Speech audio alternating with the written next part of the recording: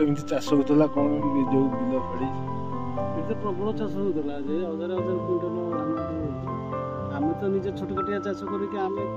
ବର୍ଷକୁ 20-50 କୁଇଣ୍ଟାଲ ନିଜେ ବିକ୍ରି କରୁ ଆଉ ଗୋଟେ ଗୋଟେ ଚାଷୀ ତ ହଜାର ହଜାର କୁଇଣ୍ଟାଲ ଆମ ଦେଶ ଓଡ଼ିଶା ଖାଇଲା ଭଳିଆ ଥିଲା ଚାଉଳ ଧାନ ହଉଥିଲା ବିରି କୋଳଥ ମୁଗ ବି ହଉଥିଲା ବାଦାମୀ ବି ହଉଥିଲା ଆଖୁ ବି ହଉଥିଲା ଏବେ ଆଜ୍ଞା ଖାଲି କୋଠା ଦେଖିଲାଣୁ ଆଉ ଚାଉଳ ଖାଇବାକୁ କିଛି ମିଳିବନି ଆଉ 2 ବର୍ଷ ଭିତରେ ଟୋଟାଲି ଏଠି ବସେଇବା ପାଇଁ ଗୋଟେ କଳସ ବି ଧାନ ମିଳିବ ନାହିଁ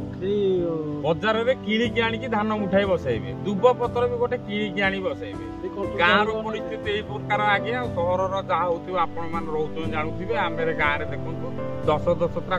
ତୋଟା ଥିଲା ଗାଁ କେ ଗୋଟେ ତୋଟା ନାହିଁ 10ଟା ଗାଁ ବୁଲିକି ଗୋଟେ ତୋଟାରେ ଆଜ୍ଞା କହିଛୁ ସିଏ ବି 5-6ଟି ମାତ୍ର ଗଛ ଗାଈ ମାନେ ବି ଖରାରେ ଜୀବନ ଖାଇରେ ବଞ୍ଚିବାକୁ ଗାଈ ରହିବାକୁ ଜାଗା ନାହିଁ ଭବିଷ୍ୟତ ଆଜ୍ଞା ଆମ ସମୟଟା ଯାଇ ଚଳି ଯାଉଛି ଆମ ପୁଅ ମାନେ ଯାଇ ଚଳିଯିବେ କିନ୍ତୁ ଆମ ନାତିର ପୁଅ ବେଳକୁ ଆଉ ଧାନର ଗଛ ବି ଦେଖିବାକୁ ମିଳିବନି ଯିବେ ଦେଖିବାକୁ ଆଜ୍ଞା ବାହାର ବିଦେଶ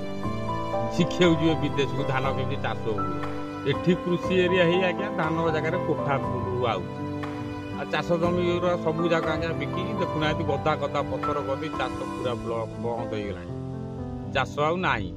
କ'ଣ କହିବ ସରକାର ଆଜ୍ଞା ଯଦି ଚାଷ ଜମି ଗୁରା ବିକା ଭଙ୍ଗା ବନ୍ଦ କରିଦିଅନ୍ତେ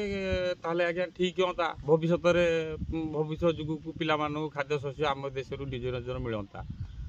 ପର ଦେଶକୁ ଆଉ ଅପେକ୍ଷା କରିବାକୁ ପଡ଼ନ୍ତାନି ଏଇଆ ଆଜ୍ଞା କଥା ଆଉ କିଛି ଅଧିକା ଆମେ କହିବୁ କ'ଣ ଆଜ୍ଞା ଆମର କିଛି ଆଜ୍ଞା ଗାଁରେ ରହୁଥିବା ଗ୍ରାମୀଣ ଲୋକ